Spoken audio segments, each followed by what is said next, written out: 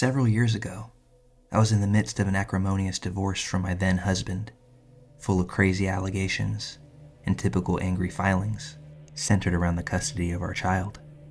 As with many divorces, friends and professional colleagues seemed to pick one side or the other.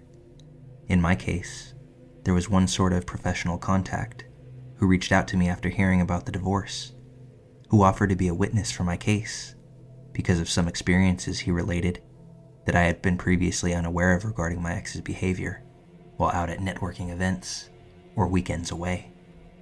After this initial call, he started calling on a semi-regular basis to, quote, make sure I was okay. This wasn't someone I knew well prior to the separation, and he was much older than I was, but claimed to have experience with divorce and custody, and I figured it was a good idea to be polite and not alienate him, since his testimony was important, per my lawyer. I kept things friendly, but I always had a weird feeling about him. After a few months, he called one day that my son was very sick, and when I told him that I couldn't talk and explained why, he offered to run to the store for me, which I honestly appreciated. But after that, he was dropping by the house uninvited, or he would stop by with cookies for my son, things like that. Again, I kept telling myself to keep things polite. The divorce is coming soon. Don't make this guy mad. He had called me out of the blue, and I was worried at this point that I was walking a very fine line being polite, but clearly not interested, and if he got mad, he might decide to go testify for my ex and say who knows what. During this time, he had also helped me set up a security camera system that my dad had mailed me, and on another occasion, I needed someone to walk my dog, and he offered to do it. He used and returned a spare key that very same day. One evening, he showed up while I was painting and insisted on sticking around to help, even though I was having my starting over catharsis and wanted to do it alone. Just after the painting day, he came around, both uninvited and unannounced, with magazine photos of decor, and started carrying on in this manic way about how we could finish decorating the house. I was so weirded out that I made an excuse to leave, began to ignore his calls, and took my son and dog to stay with my parents for several weeks to avoid a drop-in. I came home a few weeks later, thinking he would have gotten the hint, and it was all quiet that day. The following morning, though, I took my son on an outing, something like the zoo. We both came back hot and tired. I put my kiddo down for a nap in my bed and decided to close my eyes along with him. I woke up maybe an hour or so later, and it took me a moment to realize that something was way off. As I'm blinking off the sleep, I realized there was a rose bush sitting on my bedside table that I most definitely had not put there. There was a post-it note on it as well, something about planting it in the yard. I started shaking immediately because I recognized the handwriting. As I stood up to go splash some water in my face and decide whether to call my parents or the police, I still didn't want any trouble because of the divorce. As I stepped into my bathroom, I realized that the mirror was covered in post-it notes, all with super creepy messages that were intended as like love notes or with affection, but all of which scared me to high heavens. I was still waking up and trying to figure out how these notes could possibly have gotten into my house. My front door was definitely locked, but as I went room to room, there were notes everywhere. I mean hundreds of post-it notes, covering the walls, in my cabinets. There was even one inside of my coffee maker. I started grabbing all of them and putting them into a pile. When I got to one in the kitchen, it made my blood run cold. It said, "You're cute when you think no one is watching you." And I realized that there was a security camera pointed right where that note was left, the one that he had helped me set up months earlier, when I didn't think that he was a psychopath. I called my parents in hysterics, sent them a bunch of photos, and my dad insisted that I should not call the police. Remember, I was still going through a custody battle, but that he would drive over, change the locks, and put a chain on the front door. We also immediately changed the passwords on the security cameras, which originally had been installed to document if my ex tried to break into the house. So there was one on the front porch, but 3 inside the house, including one in my bedroom. This man could apparently see and hear everything going on inside of my house for months. I realized with the security cameras, he had just paid attention to my passwords when I was setting up the system. But the only way I can figure that he got into my house is that he must have made a copy of my house key the day that he had it. And because my dog had gotten to know him, he wouldn't have barked to warn me, which also scared me. I was absolutely horrified. This man had been in my house for a long time. There's no way he could have put that many notes up that quickly. And he was right next to my face and feet from my son while we were sleeping. And he somehow thought that that was okay. I left and stayed with my parents again for a few days, afraid of what he was going to do when he realized that he was now both physically and digitally locked out of my house.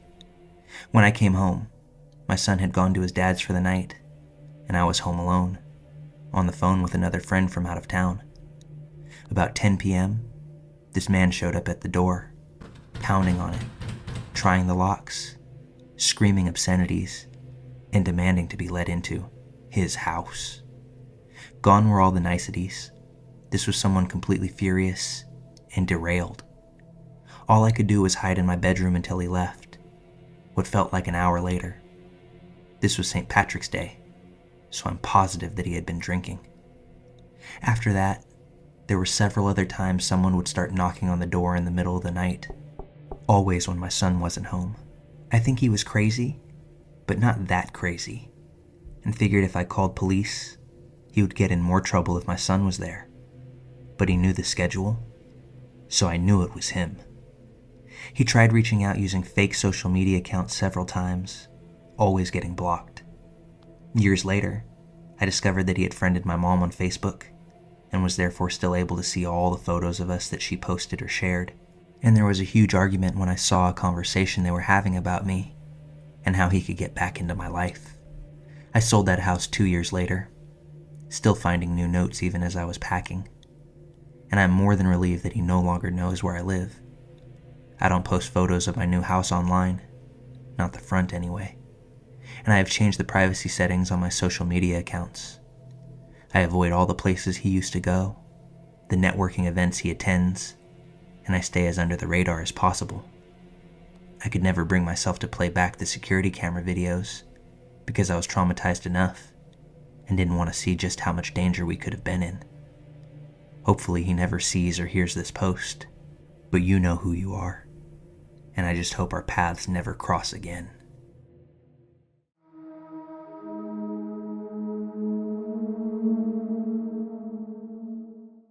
I'm going to preface this story by saying that pretty much no one in my circle believes me when I tell it, but I want to share this story because I spoke about it for the first time yesterday in a long time, and it brought about a lot of feelings that I'm trying to reconcile. I live in Northern Europe, Finland to be specific. My country is cold and covered by large forests and several lakes. My family consists of my mother, father, and an older brother who is 3 years older than me. He's really important to this story. It's also important to know that my parents' house is literally in the middle of nowhere, just forest around it. There aren't even proper roads or any streetlights. The nearest neighbor lives really far away, probably about 10 kilometers. In my country, winter comes early and lasts longer than summer, so the days are dark almost all year round. My father is a fireman, and my mother is a nurse, so they've always been on the night shift. They've left me and my brother home alone pretty much since we were just toddlers. I don't know if it's even legal to leave us alone, but my brother has always been good at taking care of me. This particular evening was close to Christmas. Both of us were on winter break, but my brother still went to ice hockey practice. He was really tired that night afterwards. Father and mother had gone to work at night, like usual, and left us alone. I was 8 at the time, which meant my brother was 11. We often slept next to each other downstairs in our parents' bed, but I decided to be a big girl that night and sleep in my own bed upstairs. I really just wanted to play my Nintendo, and I knew my brother wouldn't let me. He was so tired after training that all he wanted to do was go to sleep. We ate, brushed our teeth, and went to our rooms upstairs. My room faced the forest, and his room faced the only dirt road near us. There's a hall and a toilet between our rooms. My brother must have fallen asleep right away, but I played and played, probably for hours. I played so long that I lost track of time. I was under my covers in case my brother came to scold me. I started to hear something outside, though. I didn't pay attention to it at first. I've lived all my life in the middle of the forest, so you regularly hear the sounds of the night, animals, and various unexplained things pretty much all the time. What I originally heard was a small noise, but that changed in a second.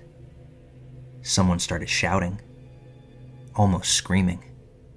It sounded like a grown man who may have been wounded or hurt. I lifted my head from under the covers, startled, and listened for a moment. I called out my brother's name, but he didn't answer. I got up from my bed and ran to his room, where I found him sleeping soundly. I started to try to rock him awake. At the same time, I saw from his alarm clock that it was nearly 2 a.m. My brother woke up confused and dazed. "Do you hear that?" I asked him in a whisper. My brother's eyes widened, and all sleep vanished from his face. He sprang up, didn't say a word, but walked towards my room. The shouting came from somewhere in the forest. We stood together in my room and stared out into the dark blankness. "I think someone needs help," I said quietly, but my brother's expression didn't change. His face was like stone. No one needs the help of 2 kids. Besides, if he needed help, he would be screaming for help. My brother turned around. He was right. I heard no words, just screaming. My brother walked downstairs, and I right after him. Our house has 3 doors. He tried each of them to make sure that they were locked tight. He took our father's headlamp because it had the strongest light. Then he picked up the house phone. Before calling for help, he made sure all the lights were off, took my hand, and began to lead us back upstairs. Then he stopped. The shouting had changed. It no longer sounded scared or in need of help. It sounded irritated, angry, like it was annoyed that we didn't come out looking for it. My brother squeezed my hand and continued to pull me upstairs. He stared at my room for a moment before he pulled me into his own. He closed the door and sat behind his bed, pulling me into his arms. It was dark everywhere. My brother hadn't turned on the headlamp, but he had 112, our version of 911, ready on the phone. We sat there in silence.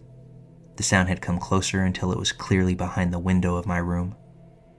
We heard someone banging on the window. I began to sob. My brother stroked my head to calm me down, but it didn't help at all. I was terrified. The sound seemed to be coming closer and closer. It had climbed the fire escape under my window, and now was traveling along the rain gutters towards my brother's window. Then it became silent. The voice had stopped screaming, but we could hear it clinging to the rain gutters to get closer to us. Then it was too quiet. My brother turned on the headlamp and pointed the light towards his window. Seeing nothing, he turned off the light and waited a moment longer. Then he pointed it at the window again. Still nothing.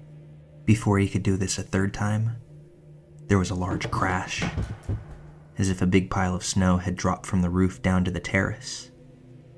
My brother flashed the light in the window. This time there was something on it. The kind of trace that is left when you breathe too closely to glass. My brother immediately turned off the light. Whatever it was, it had fallen down, because my brother's window had nothing to hold on to. We started hearing moaning and groaning. It sounded only partially human at this point, but absolutely in anguish. If you've ever heard the sound that a bear makes when it's been shot, that's what it sounded like. But it had just a touch of man to it. Then the voice became angry again, going into a full tantrum. It started hitting the wall of our house. I squeezed both my eyes shut and pressed my head against my brother's shirt. It raged for a while, but started to whine and moan once more. It no longer sounded human at all. I can't describe what it sounded like, but it didn't sound natural. My brother dropped the headlamp on the floor and hugged me tightly. We listened to the sound for quite a long time. I don't remember at what point I fell asleep, but by the time I woke up, it was morning. The beautiful morning sun reflected against the white snow. I was laying on my brother's bed, and he was sitting next to me reading comics. He just smiled. Had I been dreaming? I didn't have time to say anything when we heard the lock on the front door open. It was 9 a.m. My father had just come home. My brother cheerfully jumped out of bed and ran to greet Dad downstairs. Maybe I had a nightmare and went to sleep next to my brother. It doesn't sound impossible, especially since my brother didn't mention it in the morning. I had convinced myself at that point that I had had a nightmare that just felt real. I believed so for many, many years. However, that all changed. My brother came to visit me yesterday. Nowadays, I live in the capital of my country, far from my mother and father, because I go to university. My brother had broken up with his long-term girlfriend, and I promised that he could bunk in my place as long as he needed. We had a lot of fun, just like old times. We drank some wine, watched a movie, and just talked about everything. Then we began to talk a little deeper, which usually happens after drinking wine. I turned to look out my window. Winter was coming, and it was already dark. It brought back childhood memories. I told him about the dream that I had when I was little, while looking at the street lamps outside. This darkness reminds me of when I had a nightmare as a child. I dreamt that someone screamed behind my window, and I hid in your room with you.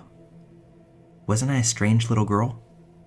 I laughed and turned to look at my brother, who's now 23.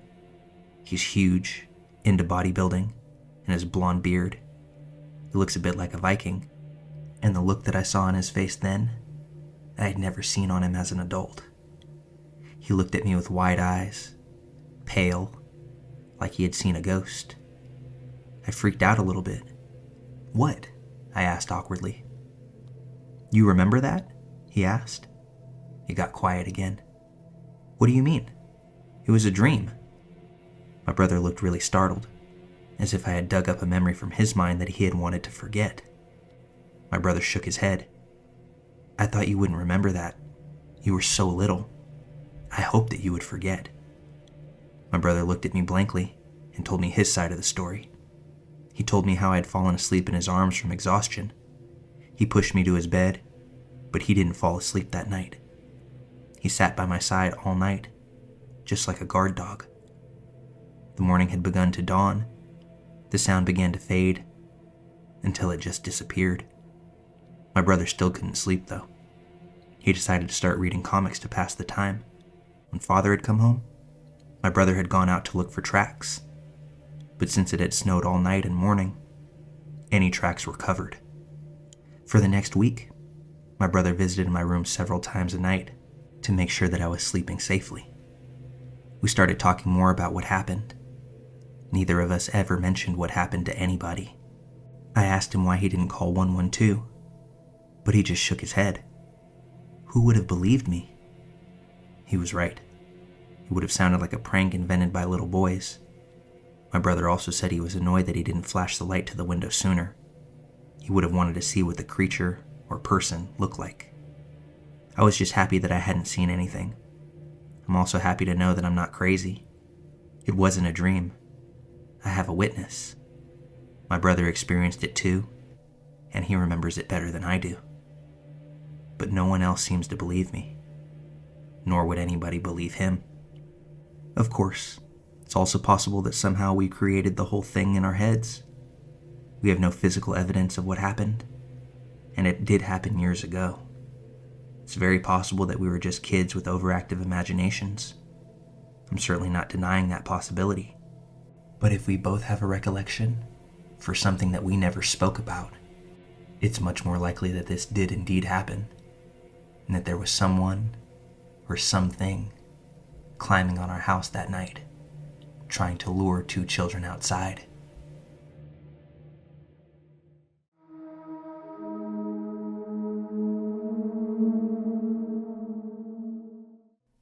I've been a long-time lurker here, but have taken a while to post this because I wanted to unearth the messages from this night and knew that it would be uncomfortable. This happened about 6 years ago. I was 25 at the time, moved out of my parents' house into an apartment in a big city with 2 of my male friends. For context, I'm female. The neighborhood we moved into had previously been a not-so-great area, but had been up and coming for some time, and I had never felt unsafe there, aside from this night. It was our second night in the apartment. While asleep, I was woken up by the sound of cabinets being opened and closed, and the sound of heavy-sounding boots walking around. I was immediately annoyed, thinking if this was how loud it would be every morning when my roommates got ready for work, I would be in for a long lease. As I laid in bed, mind you, still half asleep, my bedroom door was opened, and the lights momentarily turned on. I started to pull my covers off of my head and to turn towards the door, when the lights quickly turned off, and the door was slammed shut. At this point, I was confused as to why my roommates would come into my bedroom like that. I looked at the clock, and it was a shade after 2 a.m. I had then realized that something wasn't right. I messaged my roommates. Me. Who's up right now? Roommate. Me. Me. LOL. Okay. Roommate. Yo, someone opened my bedroom door. Me. Wait. Me too. That wasn't you? Roommate. No. Me. What the f? Roommate. Yeah, what the f? Could it have been roommate number 2? Me. Someone turned on my light and had shoes on, going through the cabinets. Roommate. Dude, what the f? I'm gonna get up. We both walked out of our rooms at the same time. We looked towards the living room and noticed the window was open and the blinds were mangled. We turned around toward the back door as we heard footsteps on the back porch. I quickly locked the door behind whoever it was as my roommate grabbed a knife. We then called the cops. We took this moment to look around the apartment and take stock of what was missing. To our surprise, the only thing gone was an external hard drive and our other roommate, who had left some hours ago, although we didn't know this at the time. We stayed up for a while, unable to fall back asleep, as we shared a can of black olives. I think not seeing the intruder has made it easier to overcome, and I'm fortunate that nothing further happened when they opened my bedroom door. We suspect whoever it was thought the apartment was still vacant, but who knows? We haven't had any such visitors since night 2 in the apartment, although we promptly changed our locks and make sure all doors and windows are latched before calling it a night.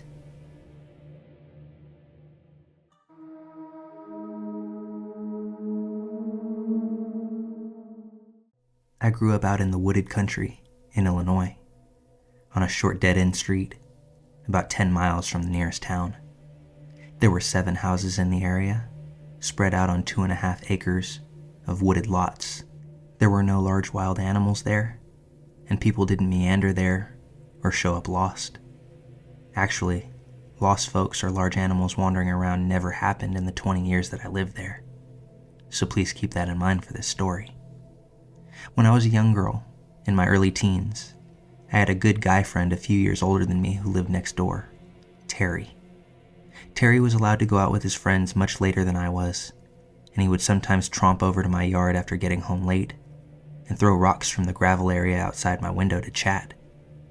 My bed was right next to the window. I'd open it, and we'd whisper stories and generally talk for a bit. My second-story window faced our backyard, and his house was to the side.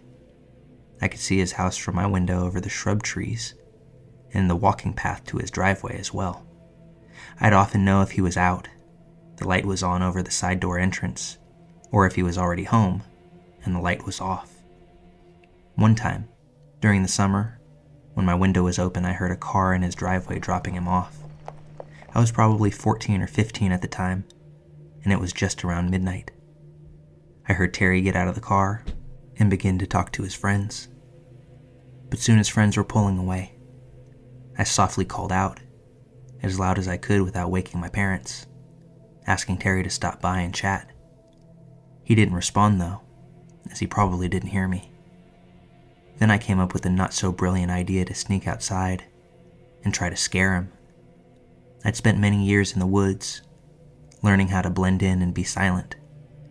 As kids, we'd often sneak around and scare each other, so this was nothing new. I silently sneaked down from the second floor and out my back garage door, which led to our backyard below my window, and backed up to Terry's house off to the side, through our gravel area and a well-worn path through the woods that was no more than 25 feet long. My parents had just put in a gravel pit around the back of the house, probably because nothing much grew due to the shade of the oak trees. There were 14-inch oak rounds set out as an uneven stepping path in the gravel, and if you stepped off of the rounds, the crunch of rocks would give you away. I picked my way expertly and silently across the log rounds facing Terry's house. My eyes got accustomed to the dark, but I didn't see him. It was at that time that I heard the door of his house close and the light going off, signaling that he went in, likely going to bed. I waited a bit, as I thought I saw something move in the woods between our houses, but not on the path that we'd always use. If you didn't use the path, there were wild rose and raspberry plants that had thorns and were painful to walk through if you weren't careful. So I thought it was odd that he'd be in the woods, but maybe he wanted to scare me, like I was plotting to do to him. I saw something human-sized and dark moving through the woods slow and pausing every once in a while like me. It was coming closer, and I definitely saw it, but it was strange in that it wasn't walking directly to my window to talk. Therefore, I hunched down and waited in silence, wondering if I could still startle him. I still thought it was Terry, and maybe he saw me sneak out and was just trying to scare me back. I watched a dark outline of a human figure moving, but then I would lose sight of it in the foliage. It seemed to be stalking slowly and listening or checking every few feet while hiding. So I whispered after losing patience one last time for Terry. To no response. I got bored of hiding and crouching, so I quietly tippy-toed back to my garage door, went back inside silently, locking up as I did. I snuck back upstairs to my room, above the area where I was just standing. My window was open, and I definitely heard someone or something walking around the yard. I whispered again for Terry, but got no answer. Then I heard someone fall and grunt pretty loudly in the window well right below my window. It wasn't enough to wake my parents, but definitely loud enough that I didn't mistake it, and it sent a shock of fear through me. If you aren't familiar with a window well, it's a semicircular hole connected to the house, dug out about 3 or 4 feet deep, and reinforced with metal. It allows a basement window to be put in below ground level, and the hole lets some natural light in. There's no way Terry would have fallen in our window well. We had played hide and seek for years around the whole entire neighborhood. We knew everyone's window wells and house footprints like the back of our hands. The grunt sounded absolutely humanish and not like an animal. It also pulled itself out quietly, without a lot of thrashing. That's when I realized this wasn't a fun game, and someone was out there, and it surely wasn't Terry. I tried to look out my window as best as I could, but the screen on it kept me from leaning my head out, so I couldn't see the wall of our house or anything directly below me. I then heard the crunch of rocks as whoever it was stepping in the noisy gravel outside. Again, Terry would know where the log rounds were and wouldn't step in the gravel to make noise. He knew my parents were pretty strict, and he was as good as being quiet as I was. Whatever it was, whoever it was, stopped, and I held my breath. I pretty much sat there with my face pressed against the screen, 2 stories up for probably a half an hour. But as time wore on, and I heard nothing further, I grew tired and eventually fell asleep on my bed that was next to the window. There are a few things that I'm certain of. It wasn't Terry out there. I asked him later, and he said that he went to bed that night as soon as he got home. He also would have no reason to lie. I'm pretty sure it wasn't one of our neighbors, and I can't think of any reason a person would be out there. We had very few neighbors, and only 2 other houses out of the 7 had kids. There weren't any big animals in the area, as I said earlier. Only on rare occasions we would see some deer, but they were hunted, didn't come close to the houses, and our dogs would scare them away. I'm not sure what would possess a stranger to be out there that night, but I'm very glad that we never came face to face.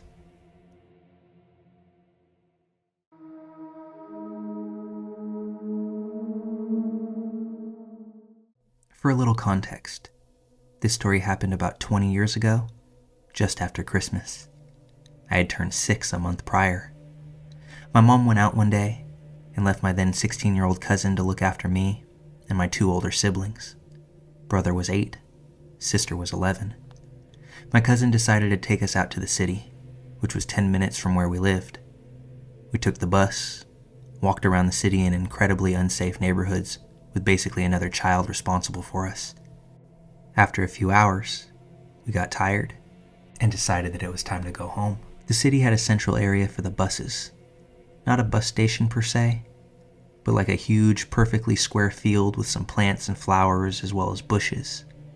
Lining all 4 sides along the street were a couple of bus stops and benches. So basically you could catch several different buses from that area, going all over the city and county. Since it was just after Christmas, the bushes alongside the field were still covered in Christmas lights.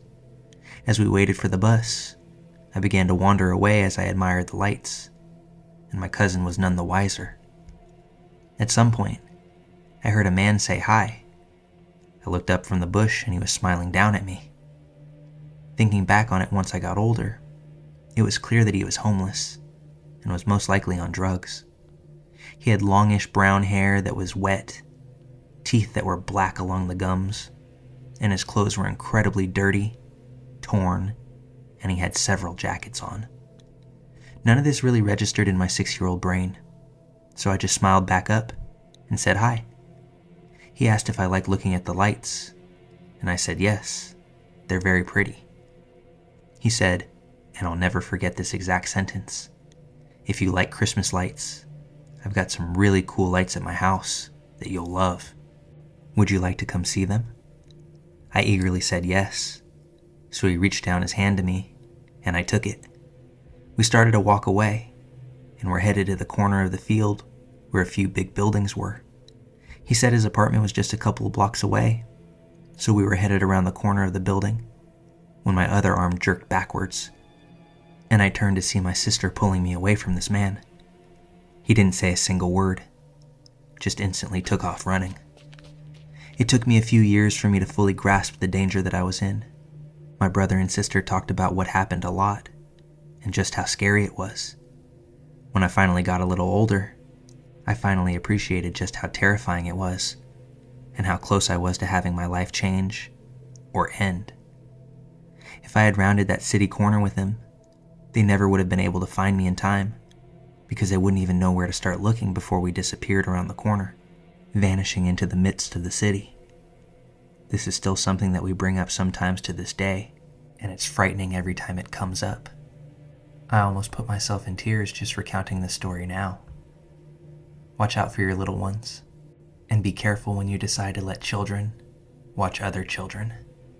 There's no telling how sideways it can get, and just how quickly it can get there.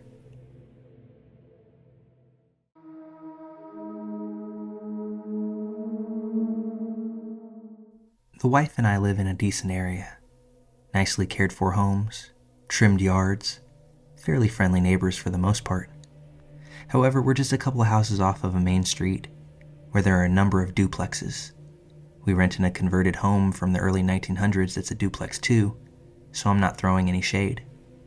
But some of these duplexes seem to partake in some odd activities. Strangers parking on our street for 5 minutes to an hour, sometimes leaving someone in the vehicle, sometimes parked for days at a time. Anyway, I know the signs. There's also a fairly large homeless encampment about a half a mile away, so we get the occasional colorful character roaming through, looking for recycling, something not nailed down, an open car door. You get the idea, but I digress. One Friday night, Around 10 p.m., there's a knock on our door.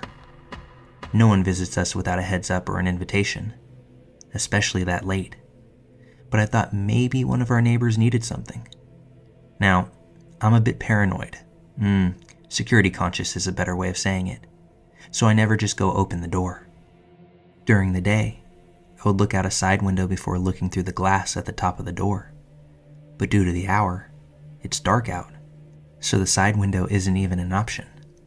In addition to the hour, even if it is my neighbor, something about this situation just doesn't seem right.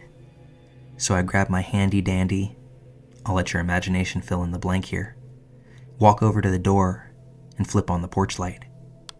I have to stand on my tiptoes to see out the little block windows at the top of the door. There's a man staring back at me, about my height, 6 feet tall, scruffy facial hair, shaved head, looking a little agitated, maybe a bit speedy.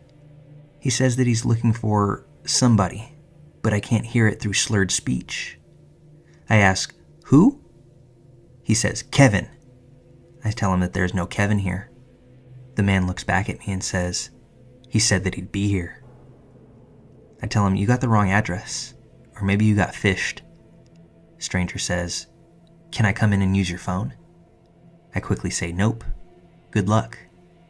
And I stared at him until he turned around, walked down the steps, and headed back towards the sidewalk. At this point, I turned off the porch light, went over to the blinds, and watched him wander off down the street. Who knows if the guy was legitimately lost or looking for some fool to just open their door. Whatever the case, don't take chances. Even during the day, if I ordered something that I know that I need to sign for, but the courier can't properly identify themselves, you can leave it on the porch, and I'll get to it when I get to it. But the door stays closed. On the off chance that they try to kick it in, good luck. The odds just won't be in your favor.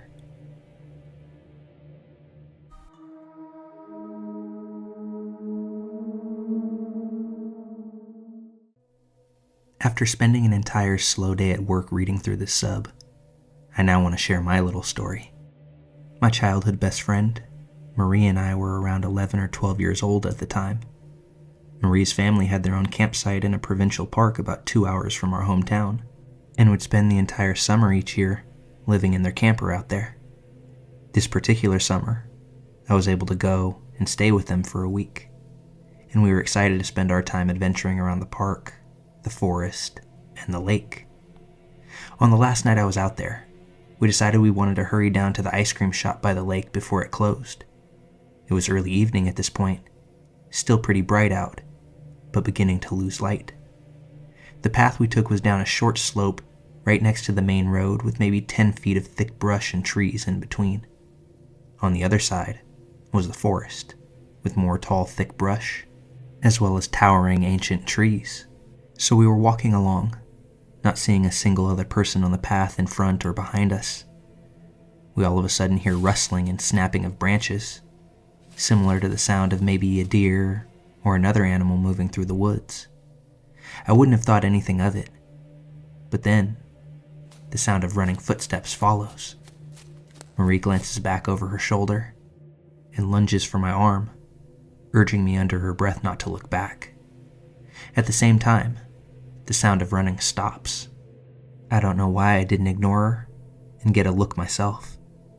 I guess I could sense the very real fear in her voice and chose to listen.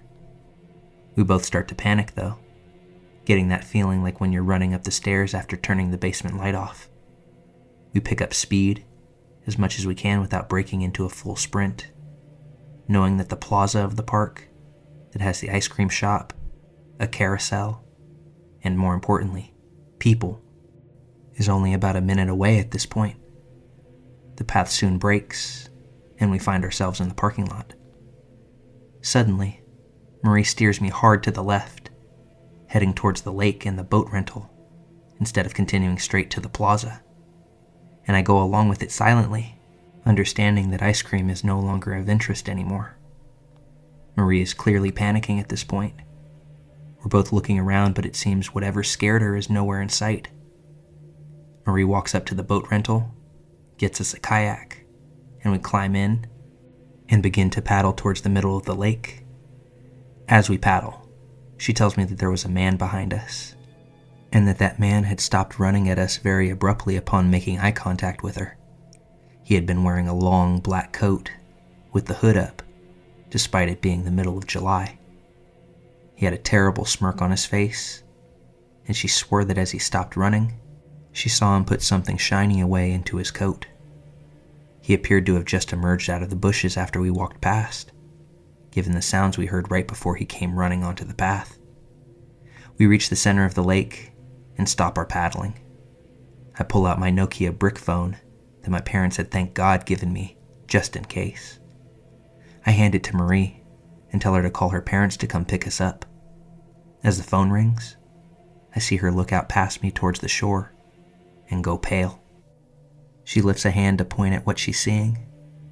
I turn, and there was the man, stalking his way around the path that circled the edge of the lake, staring out at us. We sat in the middle of the lake and watched him do 2 full laps, never once looking away from us, before finally disappearing back into the trees. It took a few tries to get a hold of her family. We were freaking out so bad the whole time, as the sun got lower and lower. It took her father about 20 minutes to finally pull into the parking lot, and by the time we reached the shore, it was pretty dark outside. I don't know what we would have done if we hadn't been able to call for a ride. Looking back, I don't know why we just didn't go to the ice cream shop, inform an adult there, and ask her parents to come get us then. But it worked out. We got back safe, and thankfully we never saw that man ever again.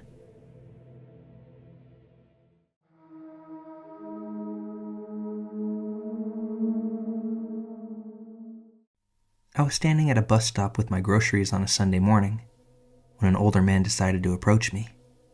He told me his name, then asked mine, my age, and tried to strike up a conversation. He asked if I wanted to smoke weed back at his apartment. Great start to this conversation. I said that I was going home.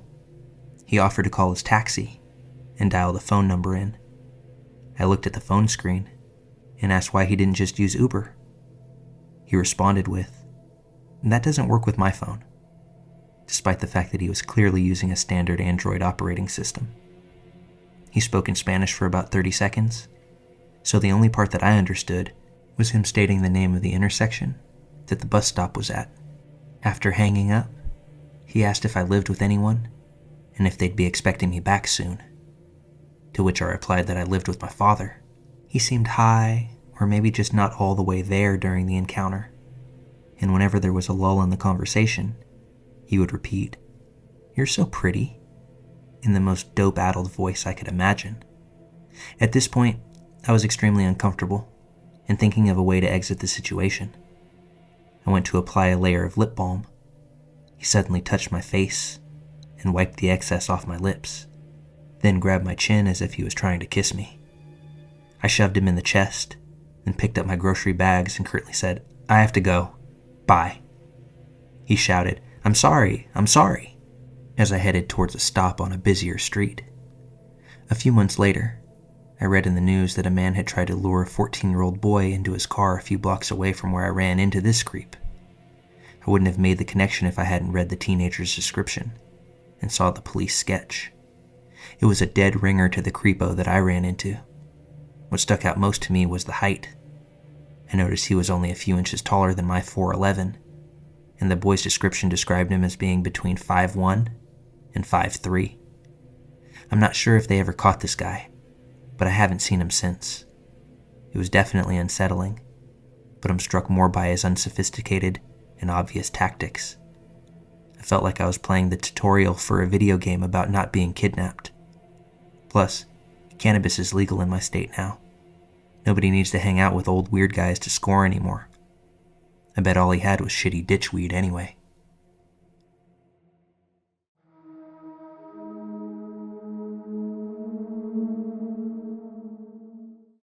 I'm a 22-year-old female, and back in 2019, I decided to download Tinder a few months after a rough breakup. I was very inexperienced with dating and pretty shy, so it seemed unlikely that I would meet a potential partner in person. Anyway, after a few matches that led to nothing, I came across the profile of someone that I found very attractive. 21-year-old dude. We matched, exchanged Snapchats, and continued to set up a date.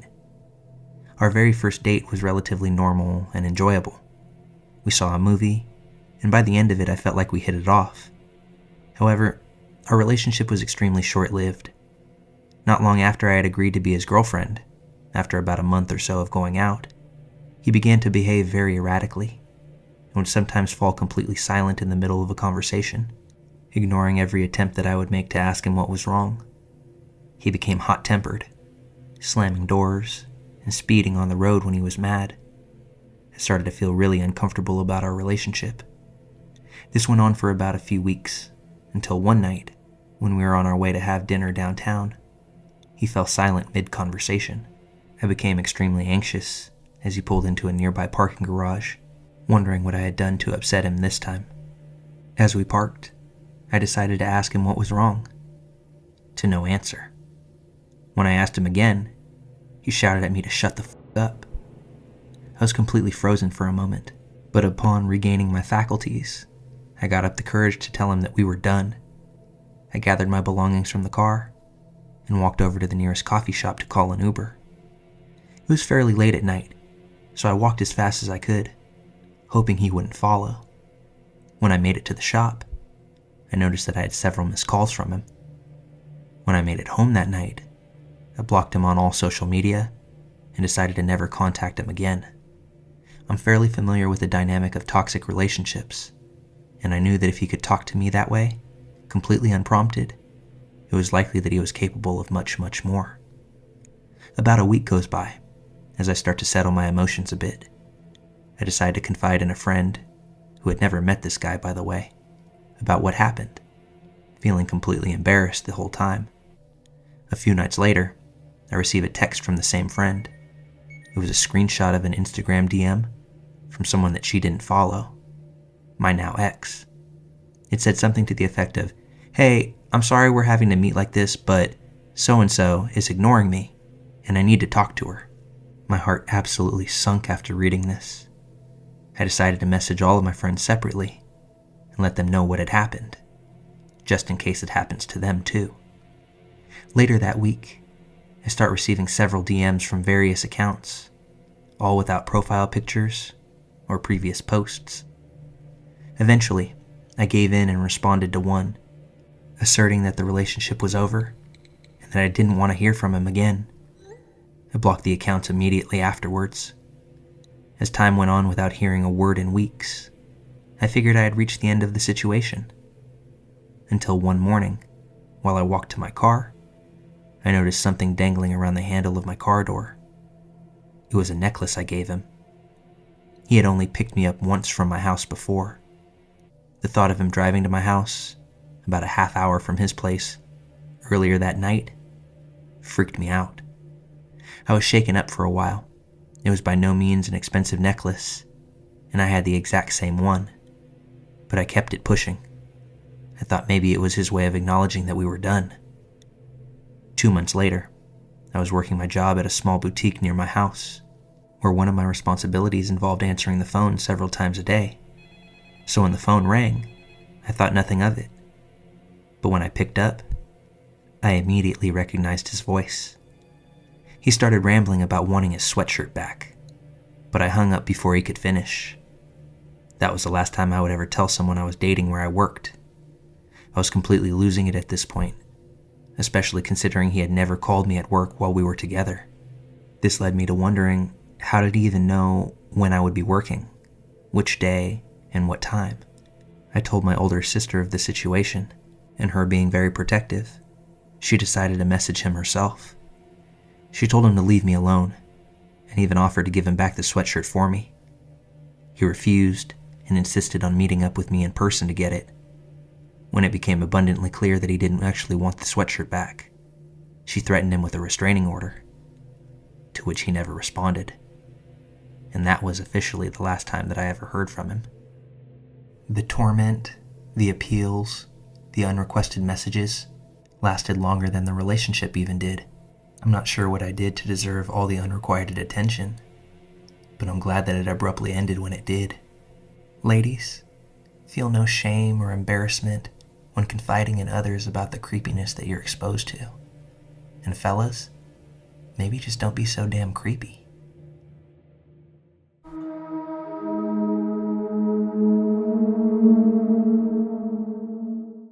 This happened about a week ago. It's still kind of just sitting on the top of my head. I don't know how close I actually was to danger, but the way things have been going out here lately makes me think it was heading in that direction. I lost my house about a year ago.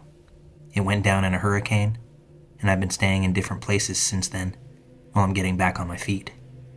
I have a bad case of insomnia, so I found myself awake at almost 4 a.m. this night. In order to give myself something to do, I decided to take a walk to my old house, which is just a few blocks away. My porch is about the only thing still standing. I sat down on it to have a smoke, as I do every once in a while. There were these two guys that pulled up on bikes. They were riding around the street, making noise, and overall acting a bit weird. Given the hour that it wasn't completely normal. One of them called out to me and asked for a smoke. I told him that it was my last one, even though it wasn't. I just didn't want to chance this stranger coming into my yard. After a minute of him and his buddy talking in the street, he came over to me on his bike. This amounted to what I was fearing of in the first place, him coming into my yard and striding over towards me. This gave me a bad feeling in and of itself. The neighborhood has been on the decline in recent years, and I honestly didn't trust this person at all. He asked me again if I had a smoke. I apologized and said no. He then asked me if I had anything to drink. I thought the fact that most of my home was in piles on the ground would have maybe given off the clue that I didn't. Nonetheless, I told him no. He then reached into his bag and said, "Well, I got something for you." He began rummaging through his backpack. While that was going on, I noticed his buddy looking back and forth, almost like he was checking for something specific. I had my 9mm in the front pocket of my hoodie, and thankfully before he walked into my yard, I had already set my hand in my pocket. I couldn't see what he was fumbling for in his bag, but I could hear a snap, followed by what sounded like something being pulled against leather. I used my thumb in my pocket to take the safety off my pistol, which made a louder metallic click than I was expecting. His ears kind of jumped up when he heard it, and he zipped his bag back up quickly, while saying, "Sorry, I guess I don't." His friend started pedaling away before he did, but he wasn't far behind. I assumed that he pulled something like a knife out, but I'll never really be sure. I got an overall creepy vibe from them both. They continuously asked for things that I didn't have. They saw the state of my home, so they should know I had nothing of value. I felt like they had malicious intent, so I really don't know if I overreacted or if my brain was telling me something. For safety reasons, I'm not taking any more nostalgic trips at night. It's time to move forward and get the hell out of this town.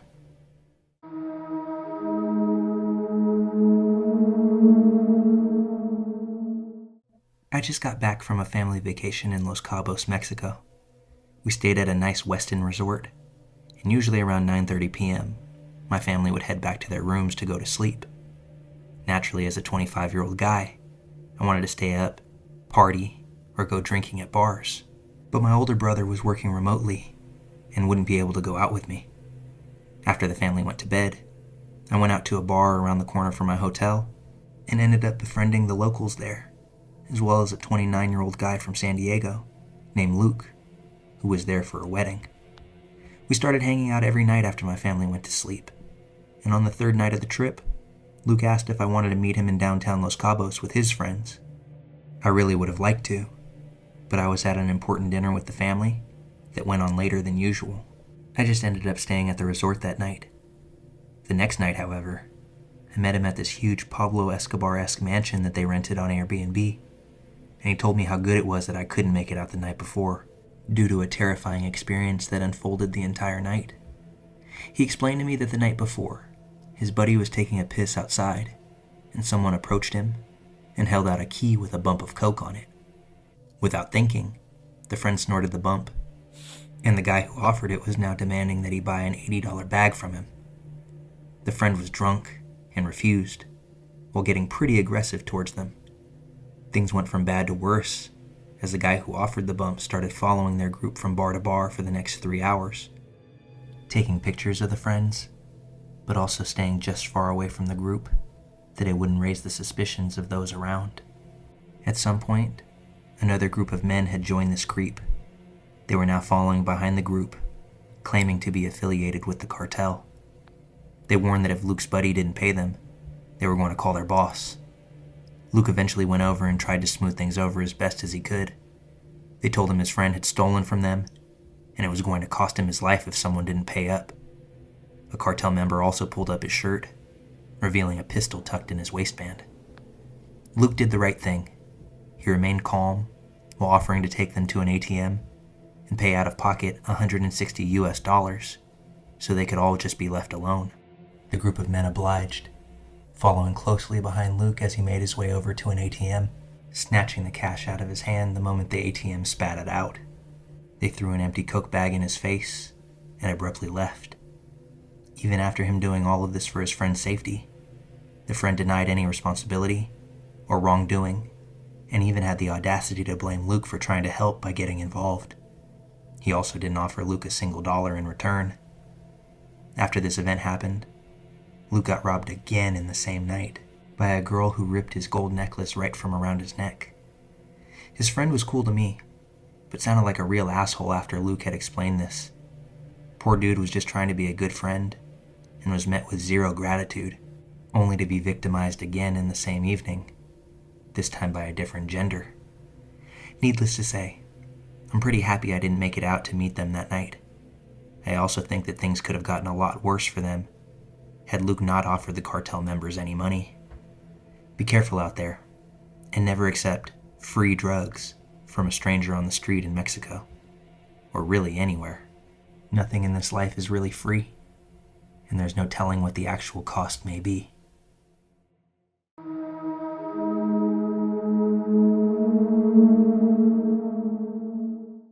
On my 19th birthday, in September of 2014, I'd moved into my first home, a small one-bedroom flat. I was beyond excited to have the freedom and independence that being a woman living alone would offer me, and quickly set about buying new furniture, decorations, and items for my home. One afternoon, on the bus ride home after a trip into my local town to buy more household items, an elderly gentleman, maybe in his 60s, possibly 70s if I had to guess, started speaking to me. I've always been a social person, and I'll gladly speak to pretty much anybody who speaks to me. So I engage him in the conversation. Just polite chit-chat about what we'd been up to that day, what our plans were for the rest of it, so on. Upon reaching the stop I'd be getting off at, he told me he was getting off at this stop too, as he was visiting a friend who lived in a neighboring block of flats. He offered to help me carry my shopping, and I agreed. I walked with him to the front of my block and said my goodbyes. He left towards a different block, and I thought that that was that. He didn't enter my building or see which flat belonged to me, or so I thought. A few days later, I heard a knock upon my door. I opened it to find the same elderly gentleman standing in front of me. I was quite taken aback considering he shouldn't know which flat I actually lived in. He'd also managed to get into the building without ringing my doorbell. It was then that the realization hit me that a few days back, he most likely would have hidden out of sight to watch which flat I had entered. He quickly forced his way into my home, pushed right past me, all the while speaking to me like he was my friend and this visit had been planned. I lied and stated I was about to leave as my friends were expecting me, hoping that this would encourage him to just go. But instead, he reached his arms towards me, not in a friendly manner, mind you, but in an attempt to grab and grope underneath my top, while using his other hand to try to lower my pants. I immediately flung his hands from me, ran to my door, and told him that he needed to go now, and that I'm calling the police. Luckily, he did exit, but he loitered around my building. I sat on hold with the authorities for what felt like a solid string of minutes, all the while keeping my eye out the peephole, watching and monitoring what he was doing and where he was going. He eventually walked out of sight, while I was still waiting for dispatch to pick up. I ultimately hung up and immediately called my dad in tears. He rang the police with me, who were just as unhelpful as they could possibly be. 2 female officers asked me, "Why did you let him into the flat?" Despite me saying that he'd forced his way in.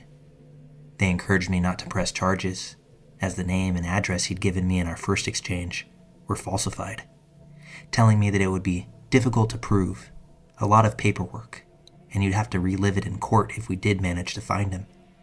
I regretfully agreed. I was shocked and scared, and the police already were so unsupportive. It doesn't end there, though. This man continued to stalk me for months, regularly appearing at my door, following me when I was out. It wasn't until he was on the same bus as me to town, when I went to meet friends, that it finally stopped, as this was the first time I was able to point him out to someone. My friends went over and publicly called him out for stalking and harassing me. They threatened him, saying, "If we ever hear of you doing this again, you won't be able to use those arms to hurt another person for a long, long time. Leave our friend the alone."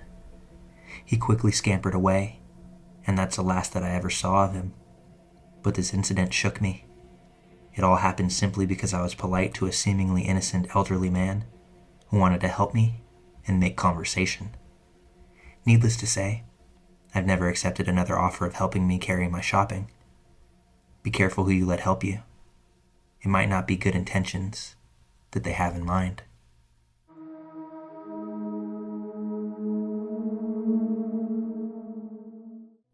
I'm a 24-year-old woman, and this is a bit difficult for me to talk about, but I think it's important to address. So my parents split when I was young. Neither my dad nor my mom had their acts together, which in turn caused me to not have my act together. From a very young age, I was drinking and experimenting with recreational drugs. I was just falling into a cycle that my family has always been in. My mother had a tendency to sleep around with anyone that would give her the time of day. This meant inviting some really creepy guys into our home. I think it's important to mention that she was a drug addict and didn't consider any of the danger involved. I had been arrested a few times before the age of 15 for either fighting or underage drinking. It's pretty clear to say that I was a mess. One night, my mom and her occasional boyfriend were waiting up when I stumbled in the door drunk. This was the moment that I realized that I needed to change. Pretty much unprompted, my mom's boyfriend pushed me down and then pulled me into another room of the house. My mom began banging on the door and begging for him to let me go. To this day, I still can't forget the sinister look on his face. It gives me chills just thinking about it. It was the face of someone who had bad intentions. It was a slight smile, and I swear it's burnt into my brain. He said something along the lines of, "I'm about to show you why it's bad to let your mom worry about you." I screamed. He kept coming at me, but I put up a fight. After a few minutes of constant struggling, I scratched him in the face, and that enraged him. Thankfully, my mother had phoned the police, and he was arrested before anything serious happened. There was this one cop that was always present when I got in trouble. He was around 60 years old at the time. He was tall, stern, but very warm, almost like a grandfather figure that I never had. I remember he was always giving me shit for my behavior. That night, he was there as well. My mom was taken into custody along with her boyfriend, so I was sitting and waiting with him while they were getting my story. Then he said something to me that I'll never forget. "I'm really sorry about all of this. I'm sorry, but you're not going home." And then he told me, "It's time for you to change. Do you want to end up like her, or do you want to be somebody?" I told him that I wanted to be somebody. I wanted to break that cycle. I was put into foster care, which was a horrible experience at first, but it ended up being what I needed. Me and that cop stayed friends until he passed away about a year ago. I always went to him when I needed guidance. I'm happy to say that I've been a corrections officer for the past 2 years because of him, and I'm pleasured to honor his memory by pursuing a career in law enforcement. Also, losing me was what my mom needed to get her act together. She's been sober for 10 years, and now married to a wonderful man. While this was difficult to share, and while I know it started out very bleak, my hope is that somebody going through the same thing that I was finds this somewhat encouraging and finds the strength to change their path in this life.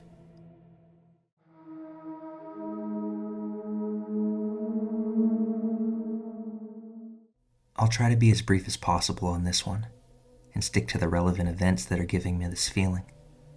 But the latest event happened last night, and I didn't get much sleep, so my apologies if I ramble or am unclear.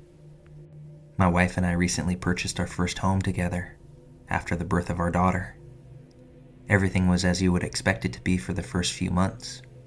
Painting, decorating, renovating, basking in our newfound slice of the American dream. You get the idea. Unusual things started happening several months ago. One day as I was getting home after work, I passed by a strange truck 2 or 3 houses down from ours. I say strange for a few reasons. We know literally everyone in our small neighborhood, and I'd never seen this truck or this person before. There's no reason for through traffic to come down our street, and the truck was driving very slowly, like, put it in drive, but don't press on the gas slowly. As I pulled in the driveway, the truck flipped a U-turn and came back towards my house.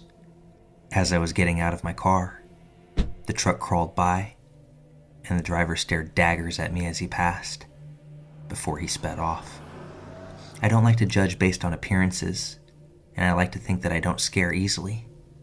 But something about this guy's eyes gave me one of the worst feelings I've ever had in my life.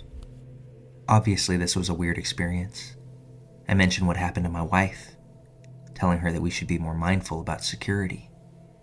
When I told her about the type of truck, my wife said, "That same truck drove by earlier, and the guy stared at me when I got home this afternoon. I thought he was just being creepy and checking me out." I tried to tease her a bit to lighten the mood, calling her cocky for assuming any guy driving by was checking her out. I just didn't want to freak her out, although I definitely was. We saw the truck a few more times over the next couple of weeks, either driving by slowly or parked down the block and facing our yard. But one day, the truck stopped driving by, and we haven't seen it since. I sort of dismissed the whole thing as me being paranoid. But then other things started happening. In the past month or so, my wife and I have been hearing tapping on the windows at the front of our house at night.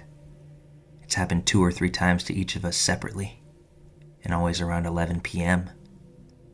Always soft, but a distinct tap, tap, tap, tap. It sounds like knocking with a single knuckle on the metal part of a screen door, if that makes any sense at all. The first time that my wife and I heard the tapping together was last weekend. We were in the front room playing with our daughter around 10:30, just about to settle her down for bed. Our front room has a large, almost floor-to-ceiling window running the length of the wall next to the front door, which faces the street. We were all sitting on the floor with our backs to the window, reading our daughter a book, when we heard it. Tap, tap, tap, tap. Now our house is older.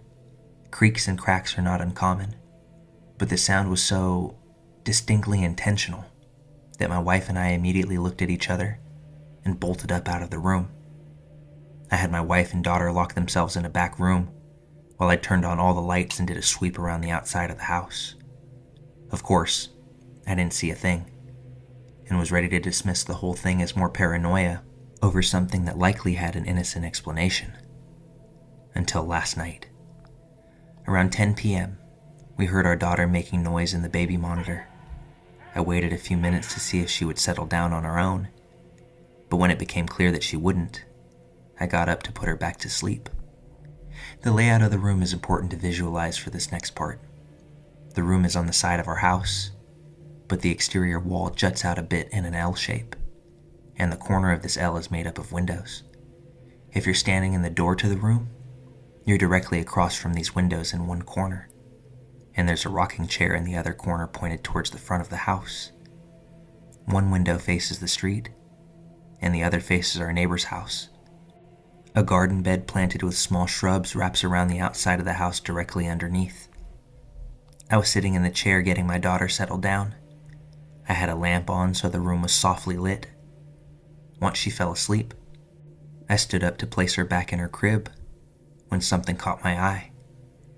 There was a figure standing about a foot away from the window, in the bare space between the shrubs and the house, and they were staring at us. I didn't look long enough to see anything more than what appeared to be a man in a light gray hoodie standing a few feet away, separated from us by only a single pane of glass. Sprinting from the room, I brought my daughter back to my wife and I's bedroom, leaving her there while telling my understandably confused wife to lock the door.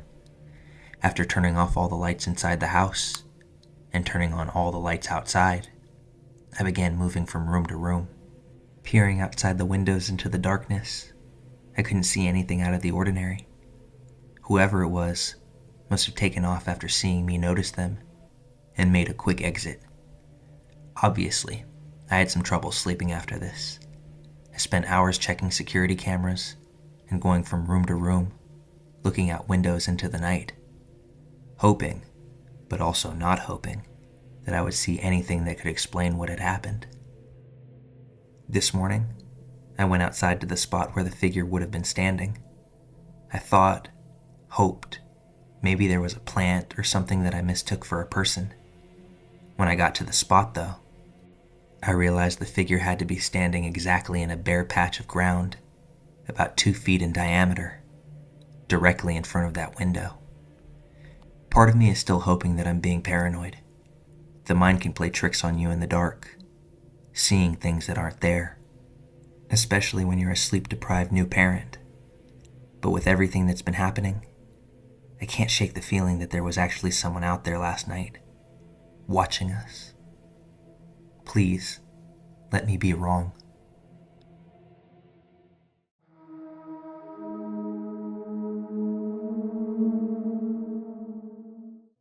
This is a story that I don't even know where to begin with, mainly because it never occurred to me that something like this was possible. Yet here I am. Since the age of 3, I knew this one girl named Emma. We were originally in the same preschool together. Later, we attended the same elementary school. We were never really close until we turned 9 or 10, because we got into the same group of friends and soon became best friends ourselves. Not really surprising for that age. We'd hang out a lot, pretty much spend all the free time we could with each other. I knew that Emma had problems at home. Her mother was an alcoholic and an addict, even though she denied it all the time. Most of the time we'd spend on the streets. However, rarely we'd stay at my place when it was raining or during storms and blizzards. But we never entered her apartment when someone was at home, and even then never stayed longer than 10 minutes. My mother suspected that she was stealing stuff from us. We noticed a pair of golden earrings had gone missing shortly after Emma had been over, and we never found them again. My mom asked me to be more careful around Emma. Eventually, I noticed what my mother meant. Emma would come up with these really out there excuses to stay in my apartment, like saying that if we ever went out in the rain, she would catch a cold during her period, and in the future she wouldn't be able to give birth due to that. I wasn't a dumb kid, but I decided not to call her out or lend any credibility to the obvious falsehoods that she was stating. One afternoon in the summer, I decided to bring up the topic of Emma's family again. She took me to her home, and there was no one there. Everything went normally, so we began hanging out there more often. I noticed a lot of empty alcohol bottles and syringes around, but it wasn't my place to pry. One of the next few times that we went to Emma's house, I had noticed 2 extra pairs of shoes at the entrance that weren't there before. And when we left the doorframe and entered her apartment, I saw a woman and a man sitting at the kitchen table, smoking. I knew that Emma's father wasn't in the picture anymore because he died when she was 2 or so I assumed that that man was her mother's friend. "Is that my name? You've changed a lot. Such a pretty face," this woman said. I was so weirded out as she and the man stared at me intently, eyeing me up and down, my body, my face, everything. I was pretty sure that I had never met her mother before, so maybe she saw me in a kindergarten album or something. After that encounter, Emma started acting really strangely, asking about my parents' full names, where exactly they worked, whether I have extended family, persuading me to go to abandoned places. She would drag and beg me to go to her place several more times where I met her mother and that man again. Weird comments, especially about my body, happened pretty much every time. I told my mother about Emma's behavior. I didn't tell her about the weird stuff with her mother, and she banned me from hanging out with Emma completely. Shortly thereafter, once Emma and I had stopped talking, her mother took her from the school and transferred her to another one. Fast forward a month or two later. It was a regular morning. I was heading out to school when suddenly an old beaten-up car pulled up near me and a woman got out. I couldn't see her face clearly due to a scarf being wrapped around it, and I assumed that she was just a passenger getting out of her car, so I continued my way towards the school. However, I hadn't even made it more than a step past the car when this woman firmly grabbed my arm. She started saying something about my mother being in the hospital, and that I needed to go with her. Her voice seemed familiar, as well as the pieces of her face that I could see. She also said full names of my parents, and that she's related to me on my uncle's side. She even said his name. I freaked out and began pulling away from her, refusing to get into her car. So she grabbed me by the shoulder, placed her palm over my mouth, and attempted to drag me into the car. That's when I saw the driver was that man from Emma's place. I bit the woman's hand as hard as I could, thrashed about until she let go, and I ran all the way home. When my mother got home, shortly after I did, she was furious after being alerted that I never got to school, but she quickly calmed down when she saw my state. My clothes were torn, my arm heavily bruised, and I was sobbing uncontrollably. I was never an emotional kid, rarely even showed mild emotion, so this stood out even more. I explained everything that had happened, and she showed me an old photo album with all the relatives that she could dig up. She asked if I recognized that woman anywhere, and I didn't. Since this time, my mother hasn't said a word to me about that, and we just pretend as if it never happened. Today, though, I stumbled across Emma's Facebook, and there on the front page was a photo of her and her mother with that f***ing scarf. I had denied the possibility that it was her throughout my whole childhood, but here it was, proof that makes it impossible to lie to myself anymore. I need to let this out because my mother never got me any psychological help after this, and I had just bottled it up for years. Why did Emma's mom do that? Did Emma know? What were her intentions if she got me into that car? And how would my life have changed if that were the case? All of these questions are constantly on repeat in my head, even a dozen or so years after this occurrence. I think the coldest part about my constant wondering is that the more that I think about it, the more apparent it is to me that I'll never actually know the true motivation.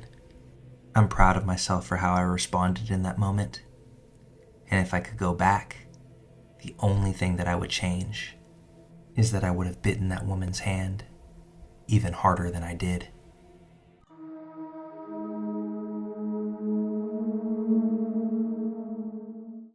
I'm not sure why I'm posting this or telling you about it, but I feel so absolutely shaken by this experience. I thought telling it might be therapeutic. I should give a content warning that this story discusses the subject-like essay of a minor, though no detail is provided. A few weeks ago, I was watching the news and one of the stories reported that a teacher from a prominent private school had been convicted of multiple counts of abuse of a minor, the victims including students, as well as his own children. The report of his arrest and allegations had been suppressed until the trial was over. However, these details were now being made public.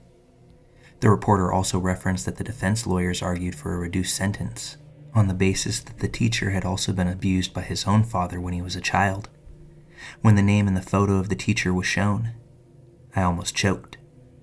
It was Cameron, who was one of my best friends from primary school. I couldn't believe it. In primary school, I was best friends with two other boys, Cameron and Wilson. We finished primary school in 1995, and whilst they were both sent to the same high school, I was sent to a different school entirely, and we therefore lost touch after that.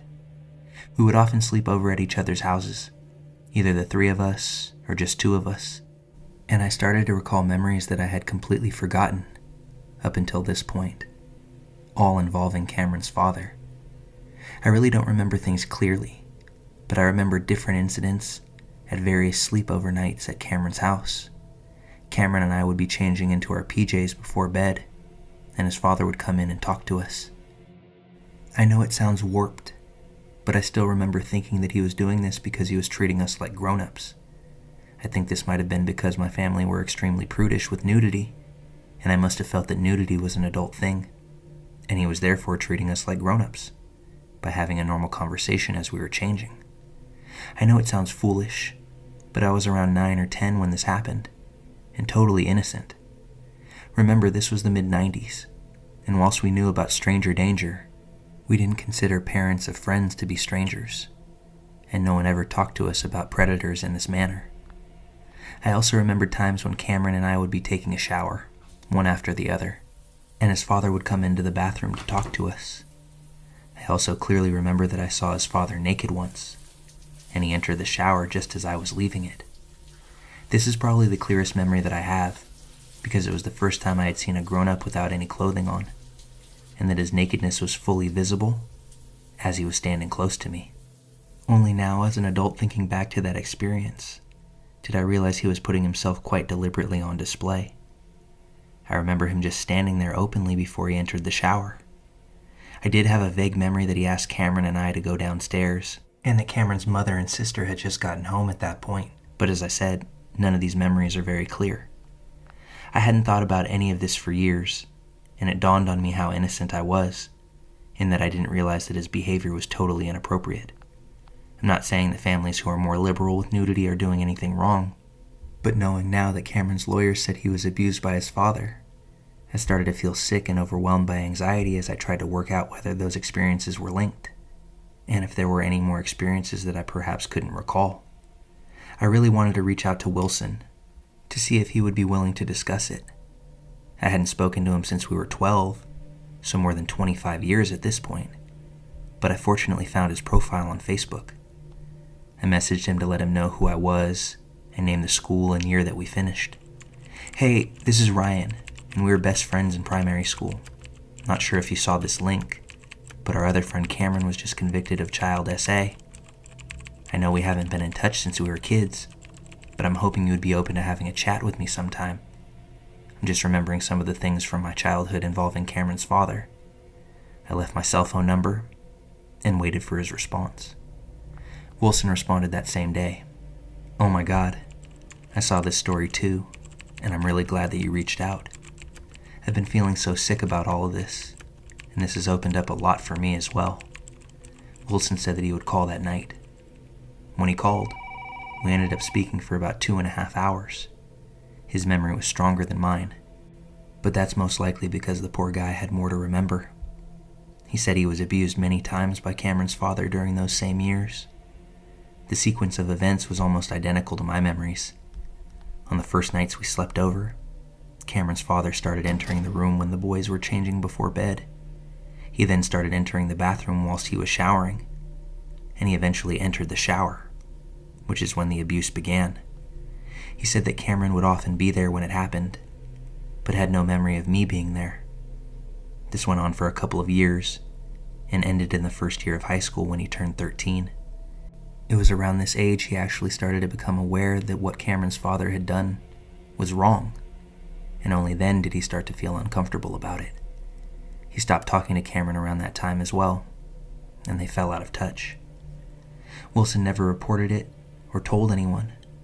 However, he entered into therapy for some time when he was an adult, as he tried to process what he had experienced. I still don't know if I remember that day in the shower accurately. However, if Cameron's mom and sister unexpectedly arrived home, that probably saved me from suffering the same abuse. I had no idea how close I came to experiencing things that could have completely turned my life upside down. It shocks me to remember my innocent child's mind having no awareness that anything was wrong, and it would have been so easy to have taken advantage of that naivety. I'm still wondering if I have suppressed anything more that might have happened, and I haven't been able to stop thinking about it. So I'll book into therapy to try and work through it. I have changed names in this story, as Wilson still hasn't told anyone, and I don't want anyone reading to piece this together. But the entire experience has shaken me so much. I'm glad that there's more awareness about abuse, and people are more open with their children. But please, please educate and protect your kids. I only know now how easy it is for predators and groomers to take advantage of children.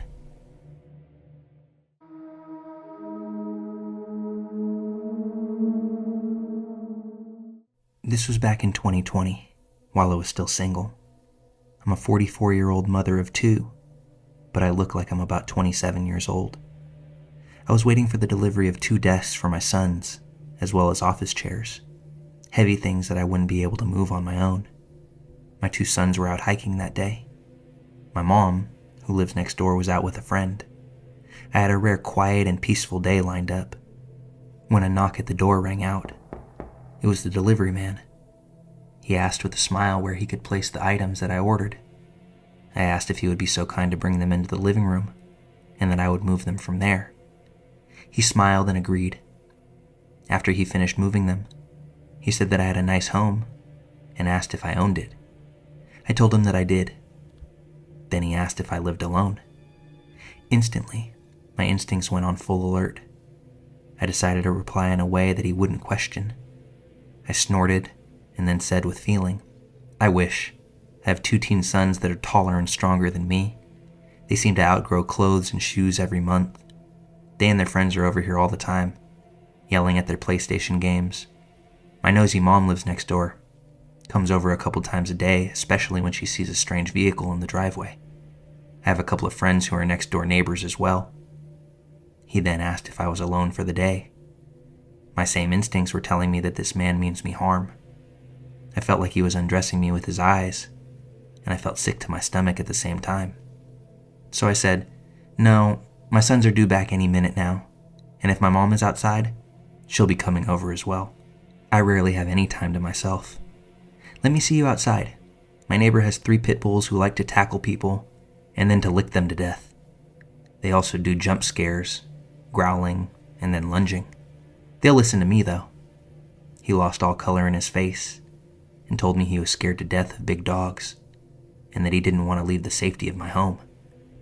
I was internally cussing myself out when I heard screams, barking, laughter, and then a second later my 2 sons and their friends soaked in mud come running up the steps in an attempt to get away from 3 very muddy, playful pit bulls.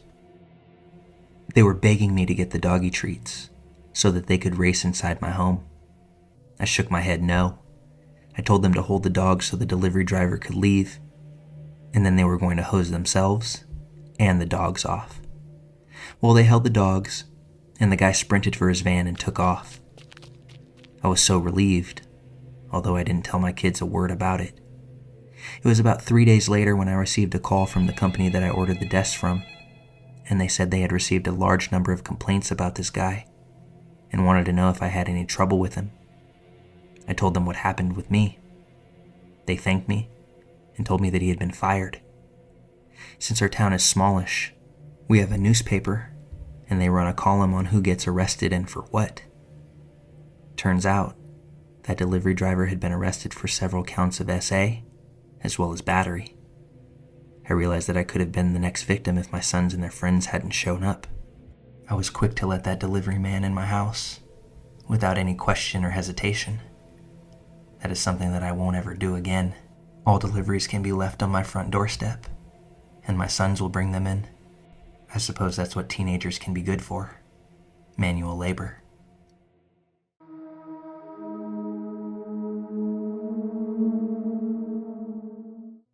My grandfather Jim died when I was 17, so about 5 years ago now, and his last months were rough on the whole family. He had an advanced form of brain cancer, but he spent most of his time at home under hospice care.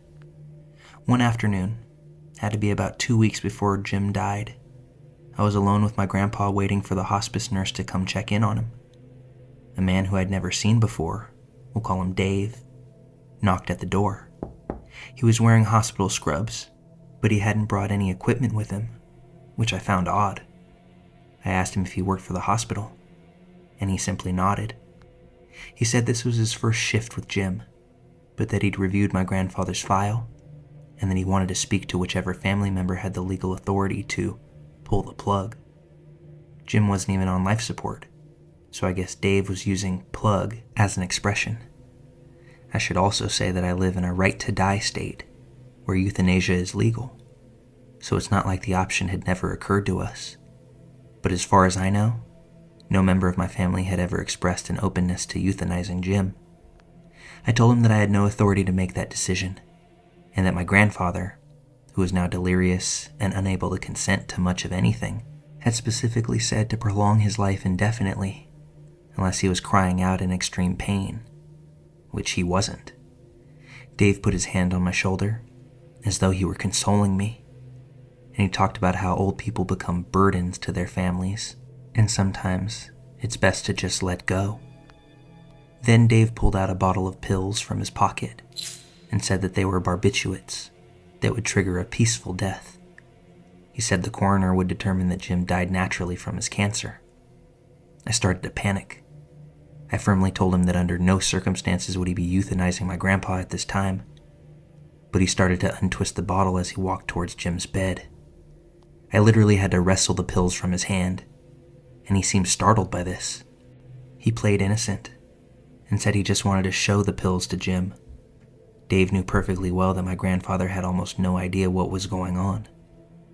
I promptly called 911 and rapidly explained the situation to the dispatcher.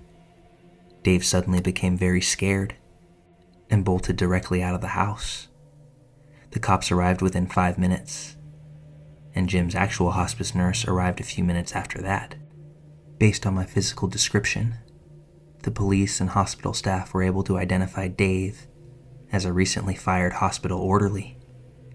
Dave was charged with making a criminal threat based on my testimony, but unfortunately, he was acquitted.